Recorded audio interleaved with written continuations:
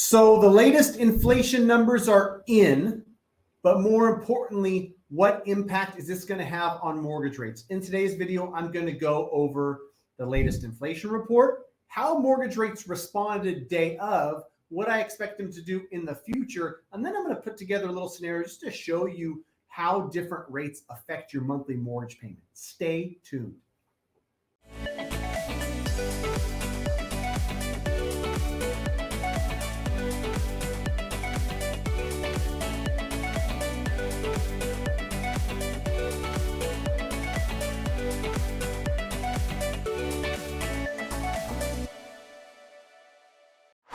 All right, Matt the Mortgage Guy, residential mortgage broker, powered by you mortgage, licensed across this beautiful country of ours, 44 out of the 50 states. If you want to connect with me and my team, you know how to do it. Look at the link below, greatmortgagebroker.com. If you want to connect with a great agent in your area, homeandmoney.com/Matt. In today's video, I'm going to talk a little bit about the inflation report that came out today, February 14th, and what that did to mortgage rates short term, like today, what I expect to see in the future. And then it's been a little while since we've shown some real life scenarios. I think that's important for people to see what it looks like when you go from 5.5 to 6, from 6 to 6.5 for your monthly payment. So let's first get started with the release of the latest inflation report, right? A lot of hype around it. I'm guilty as charged, right? I've been hyping it up. When this inflation report comes in, it's going to have a dramatic impact on mortgage rates. After the inflation report came out and kind of the dust settled today, not much news, right? It's pretty much on target in most areas. There's different readings. There's month over month. There's the core rate. There's the, headline number. There's all these different numbers. But long story short, like headline inflation, 6.4% annualized year over year, right? Down slightly from the 6.5%. It's what we expected, right? The core number ticked up on a monthly basis, but on a year over year basis, it went from 5.7 to 5.6. I think we expected 5.5 on that one. So that one's a little bit higher than we expected. Probably the reason why mortgage-backed security markets, to be specific, didn't necessarily like it. This is the mortgage-backed securities. The red 25 means down 25 basis points. Doesn't mean a quarter worse in rate. Really translates to probably an eighth on most rate sheets. So, right behind this, let's see what Mortgage News Daily did. They went from 6.54, for this is a nationwide average, to 6.62. So not quite an eighth in true mortgage interest rate on a 30-year fix. The 10-year treasury is up to 3.75. That's up 5 basis points. And so let's go back to this, as we're talking about mortgage interest rates. It was less than 2 short weeks ago. We were down here at 5.99% on a 30-year fixed national average, good credit type borrower.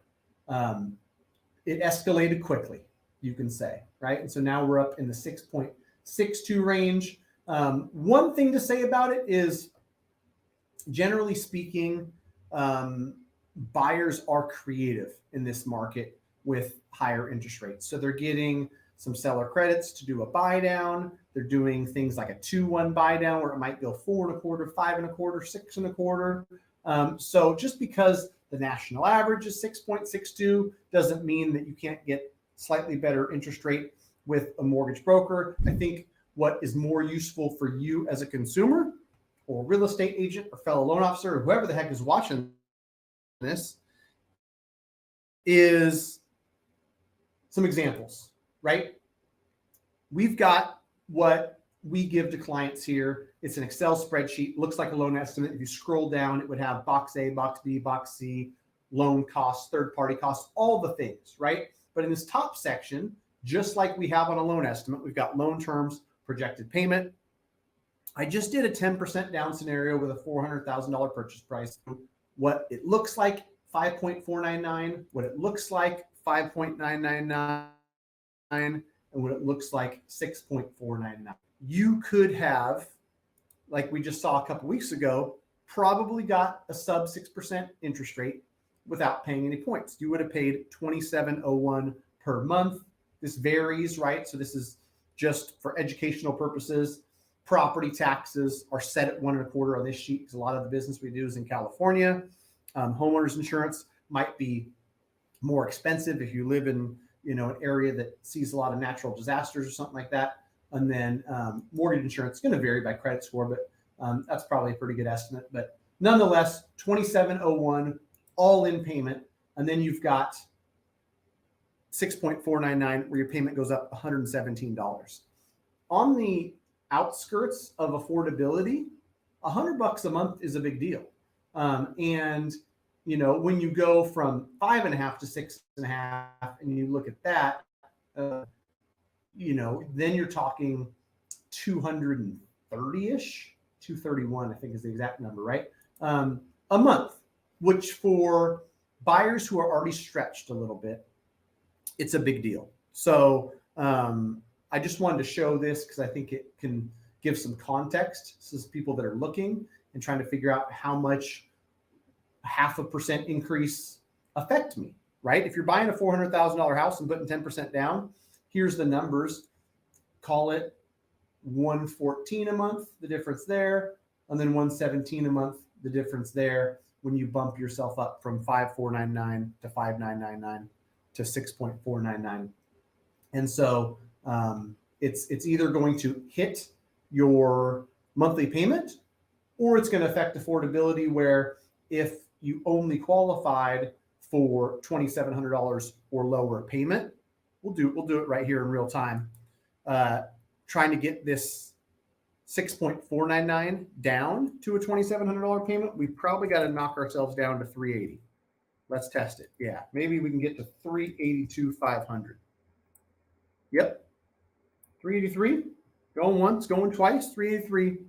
Okay, 300. So you lose 17,000 in purchase power. It's about 4% loss of purchase power for this specific buyer. 10% down, 400K purchase price. So hopefully that was helpful. As far as the future of interest rates is concerned, I think, like, as much as this was on par, slight misses here and there, inflation is still trending downwards. And when you look at that, you know, number that's gone down from 9.1, it's come down into the fives. Like, we're headed down. Yeah, year over year core number 5.6%.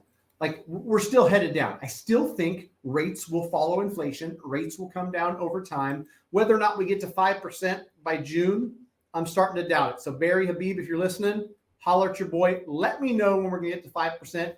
Is it going to be Q3? Is it going to be Q4?